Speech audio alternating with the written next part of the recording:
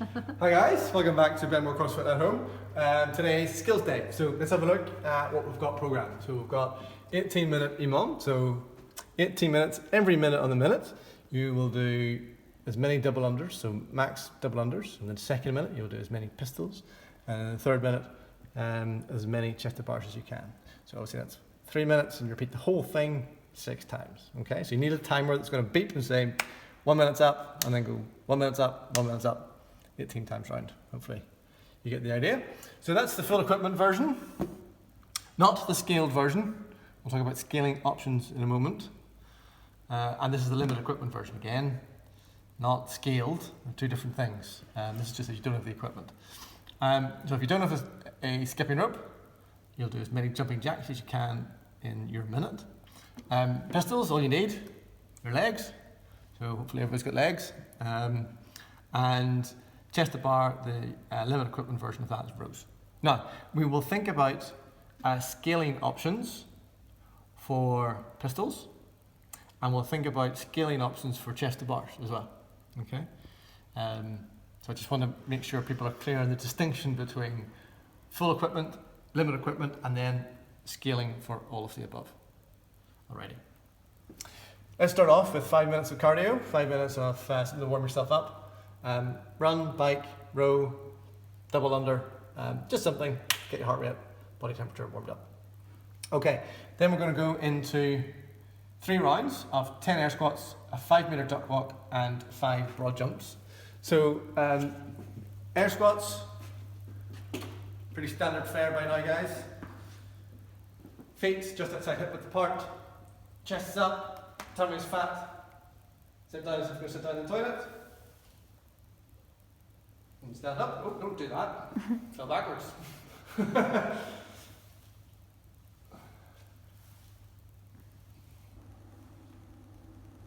air squat. Duck walk, 5-minute duck walk. Take a brush or pipe or whatever you've got. Pop it over your head. Put down and go for a slightly weird side to side walk. I don't know what duck this is named after. I have no idea. It's after a duck that has a problem. Alright, so 5-minute duck walk, and then broad jumps all the way back. So just jump as far as you can. That was a bad broad jump, maybe do a better one. That was better. And the first one was bad because I didn't quite land on my squat. Okay, so 10 air squats, 5-minute duck walk, 5 broad jumps, 3 times round. Then we're going to warm up our shoulders. Really, hold on to this, thank you. Or pipe routine. Warm up our shoulders and our glutes. Floor pass through, so feet relatively wide, outside shoulder width. Keep your legs straight. Fold at your crease, onto the floor, into plank. From here, stick your head through, chest through, like downward dog. Stick your bum up in the air, arms straight. And a quick look to the left, look to the right, keep your legs straight, and stand up. Pass throughs. Oh, now we're here in 5 pass throughs, followed by 30 fire hydrants. Fire hydrant looks like this. So knee out, angle back, back out again.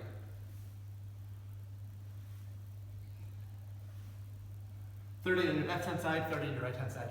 Repeat that whole thing twice. So 5 pass throughs, 30 fire hydrants per side, 2 times round. Then our pipe routine.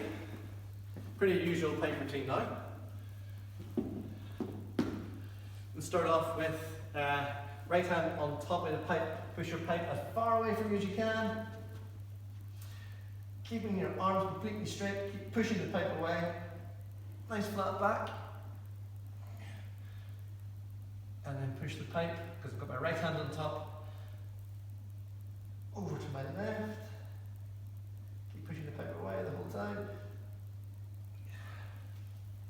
Hold that for 30 seconds. And then we're going to do the same thing again. We're going to put our left hand on top, push it away, push it away, push it away, and push it over to our right hand side to finish off 30 seconds of this. Okay. Then our pipe pass-throughs. Hold the pipe, too narrow, too wide, just right. Full grip, elbows are locked. 10 of these, followed by 10 around the whirls. Looks like this.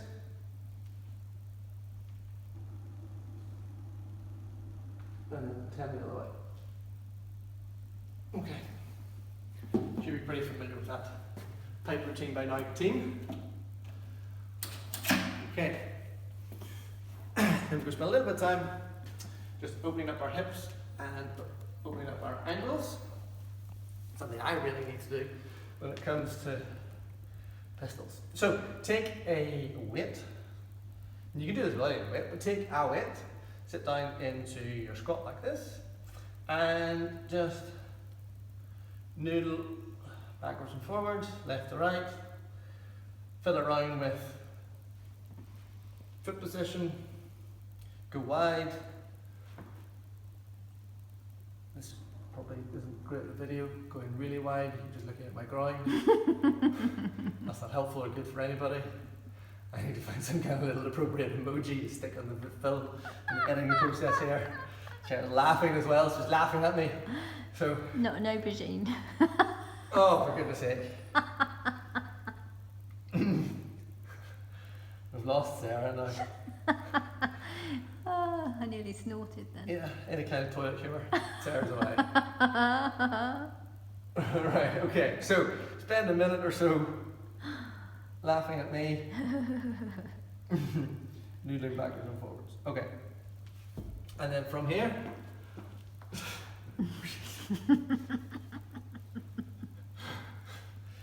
team, you're going to get to hear Sarah's cackle in a minute. I can feel it coming. I'm going to try and control it. Yeah. I think we've peaked. Right, anyway. Feet. Foot and knee in line with each other, approximately a fist width apart. Take your weight, stick it at your knee, push your knee forward. Really keep pushing it forward, really keep pushing it forward. Don't allow your heel to come off the ground. Now, if you're sitting here and you're like, oh, it's easy. Well, yeah, it probably is easy. Push that thing forward. Really push it forward. You get the nice stretch down the back of your ankles. And repeat, of course, on the other side.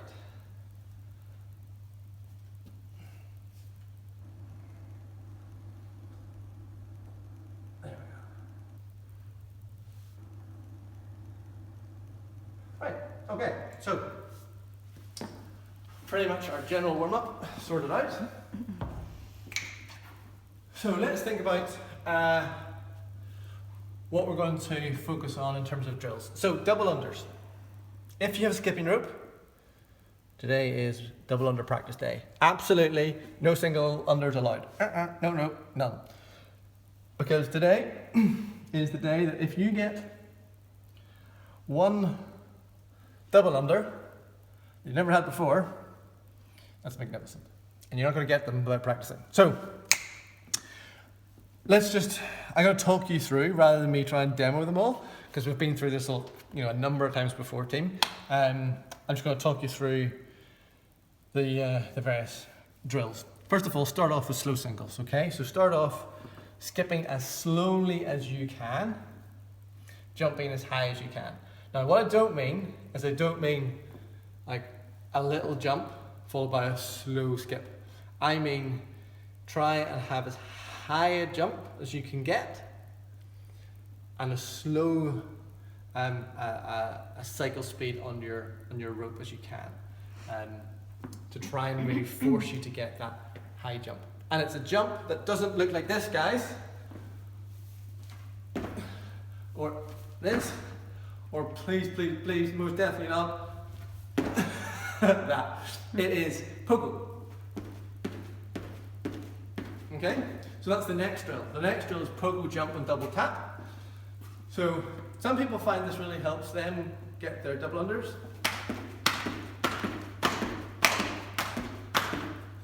So practice each of these for a good 30 seconds. And lastly, really think about your hand position. So when you are double undering, your ideal position, elbows in and hands or your handles of your rope at about 45 degrees. That's perfect. Now, if you find that your elbows are out here a little bit, that's fine too. What you want to try and focus on is making sure that you don't end up doing this through the process of your double undering. Because as you do this, guess what? The rope comes up and you trip. So as long as you're consistent in your elbow placement, that's the single most important thing. But really try and think, elbows in, and make sure that without doubt, your hands are below your elbows. Okay? Hands are always below your elbows. Not some kind of like cheerleading thing. Okay, so practice each of these drills for 30 seconds or so each. Okay. Now, let's think about pistols. In our pistols, these drills act as scaling options as well.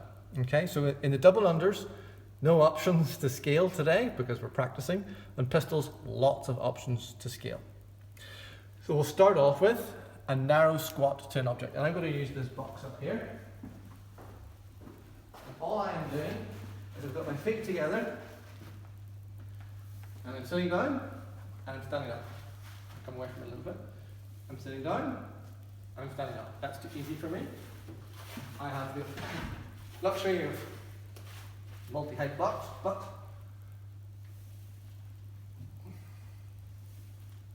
that might be a kitchen chair, for example. That's the first thing. The next thing is I call it double narrow squat. So feet together, arms out in front of you, chest up. Sit down, stand up. Sit down, stand up. From there, we've got a pistol to an object. One foot out in front of you.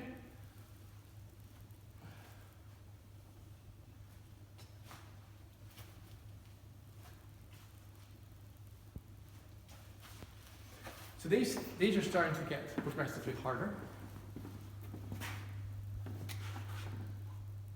So depending where you are, you might start here. That might be really difficult for you, and that's fantastic if it is. That's where you stop. If that challenges you to the max, fantastic. If you can do that, go into the narrow squat, 2 feet together. If you can do that, try a pistol to an object. If you can do that, then go on to these scaled versions of the pistol. So the first one is the leg assisted. So it looks like this. Take one foot, put it behind the other. That's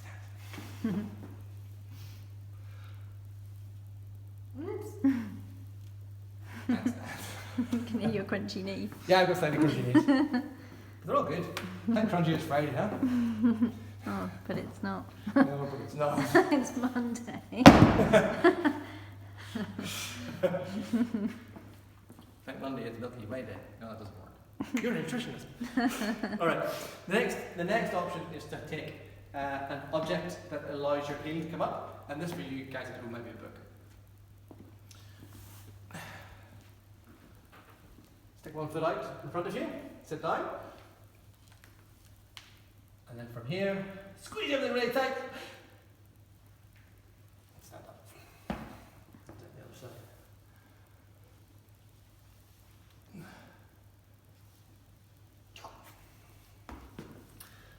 And then all do it with the lower one. You get the idea. Ultimately, you're just lowering the height until you get to the stage where you don't need one. And this for me has been a real challenge. Pistols always have been. It's a mobility thing for me. So I was pleased today that I was able to do a few without any assistance. So anyway, same again. Kick your foot out, sit down in your squat.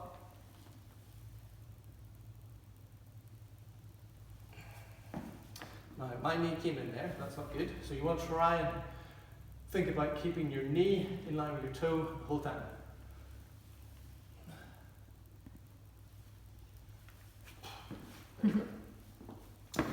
Alrighty, so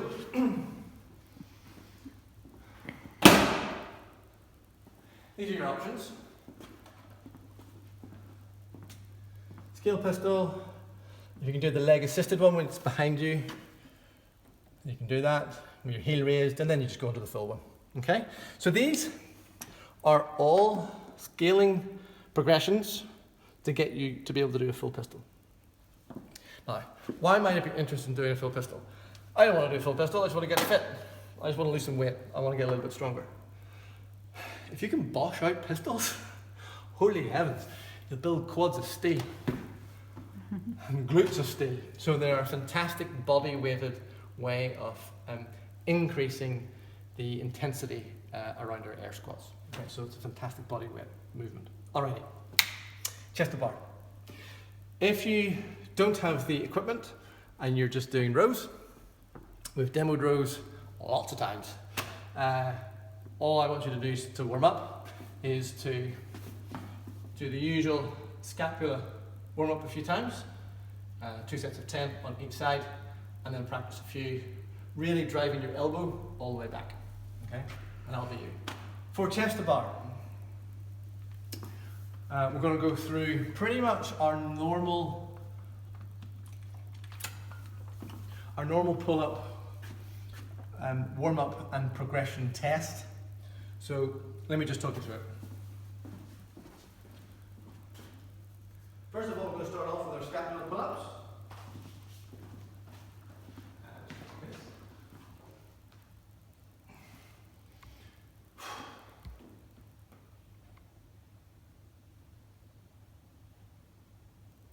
So all I'm doing is I'm holding myself in the bar, and then I want to try and create as much space as possible between my ears and my shoulders.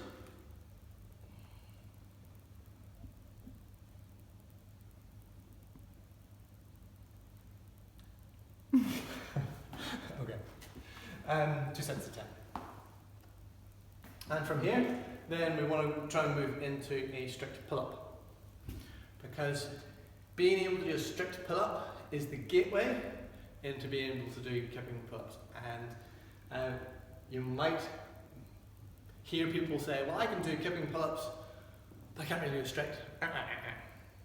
If you can master your strict pull-up, even just 1 or 2, then that demonstrates that you've got enough strength and shoulder control to be able to handle the demands and the stresses that come with doing a kipping pull-up. So being able to do a strict pull-up is really important. Is that right, Sarah? Yes. Yeah. I've got 2 unbroken now. Yeah, Sarah's boshing out the strict pull-ups these days. Okay, so strict pull-up. Come on, Sarah, you can talk me through the points of performance. Okay. Full grip on the bar. Yep. Shoulders activated. Yep. Hold you. Legs down in front, slightly in front. Yep. Toes pointed. Yep. Tight butt. Yep. Tight legs. Yep. Tight tummy. And what's happening with my elbows? And your elbows are pointing out the way. So, well, the inner sides of your elbows. And then when I pull up, what happens with my elbows? They keep in place. Yes. Like this.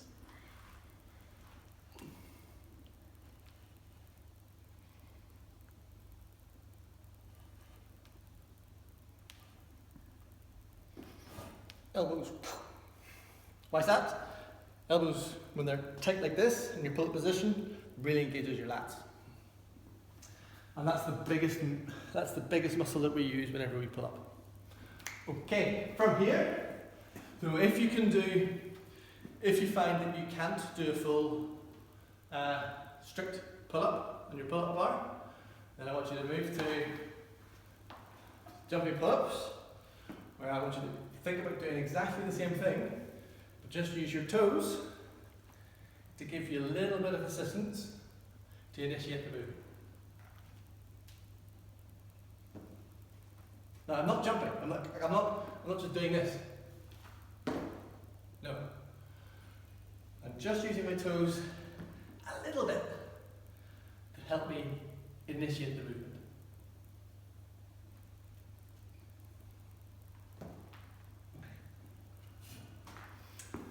And try and use your toes as little as possible. So if you can't do a strict pull-up, that's where you stop. Jumping, your assisted jumping pull-ups, that's you done. That's your version for the workout. Fantastic. Because if you can't do a strict pull-up, you can't be doing chest bars. Simple as that. Then, if you can do that, keeping beats, just to get our shoulders warmed up. Looks like this. We're just initiating our kipping movement from our shoulders.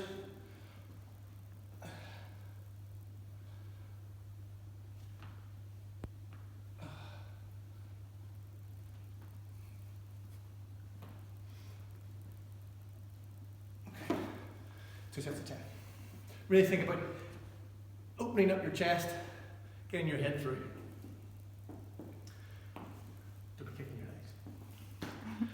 From here, it's a case of our usual kipping pull-up. Looks like this.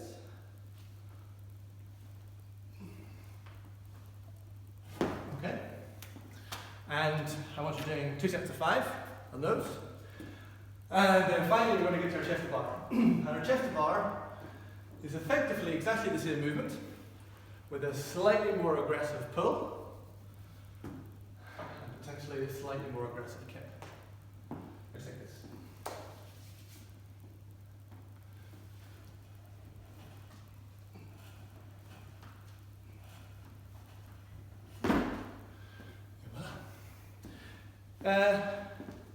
Things to think about whenever you're doing your chest to bar pull-ups or any kind of kipping pull-ups. Make sure when you're at the top you push away so you can initiate into the next part of the kipping movement.